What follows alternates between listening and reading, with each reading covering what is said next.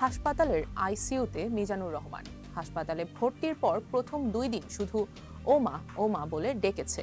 তারপর থেকে আর কোনো সাড়া নেই। মাকেও আর চিনছে না, সম্পূর্ণ শরীরই প্যারালাইজড। সম্প্রতি মিজানুর রহমানের একটি ছবি ফেসবুকে ছড়িয়েছে। সেই ছবিতে দেখা যাচ্ছে তার গলায় একটি মোটা পাইপ লাগানো, নাকে নল। শুয়ে থাকা মিজানুরের ডান হাতে মোটা দড়ি সহ হাত করা লাগানো, অথচ হাতটির আঙুলে অক্সিমিটার রয়েছে। মিজানুর রহমান গত 14 জুন থেকে ঢাকা মেডিকেল কলেজ হাসপাতালের ক্রিটিক্যাল কেয়ার মেডিসিন বিভাগের নিবিড় পরিচর্যা কেন্দ্র আইসিইউতে রয়েছেন। ভর্তির 2 দিন পরই তাকে লাইফ সাপোর্টে নেওয়া হয়। মিজানুর রহমানের স্ত্রী সালমা জাহান জানিয়েছেন, গত সপ্তাহের সোমবার চিকিৎসক যখন জানায় যে আমার স্বামীর অবস্থা খুব খারাপ হয়ে গেছে, তখন অনুরোধ করলে পুলিশ তার হাত থেকে হাত করা খুলে দেয়। এর আগে অনেকবার এটি খুলতে বললে দায়িত্বরত পুলিশ শুধু বলেছে খোলার নিয়ম নেই। অর্থাৎ 1 মাস এই আইসিইউতে হাত করা নিয়েই ছিলেন মিজানুর রহমান। মিজানুর রহমান পটুয়াখালী সদর উপজেলা পরিষদের সাবেক ভাইস চেয়ারম্যান। কার্যক্রম নিষিদ্ধ আওয়ামী লীগের পটুয়াখালী জেলা কমিটির সদস্য ছিলেন তিনি।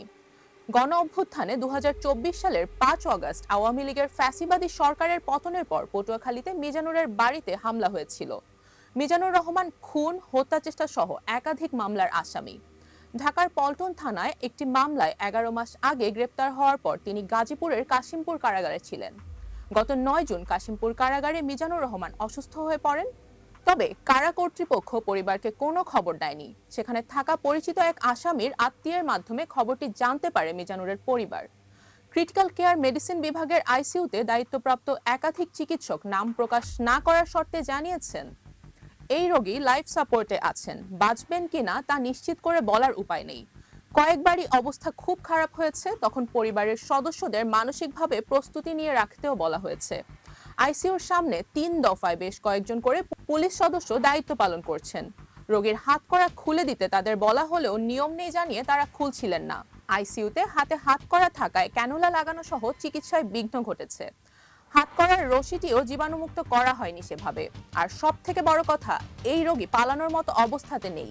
শুরু থেকেই আইসিইউতে রোগীর হাতে হাত করা লাগানো বিষয়টি খুবই অমানবিক।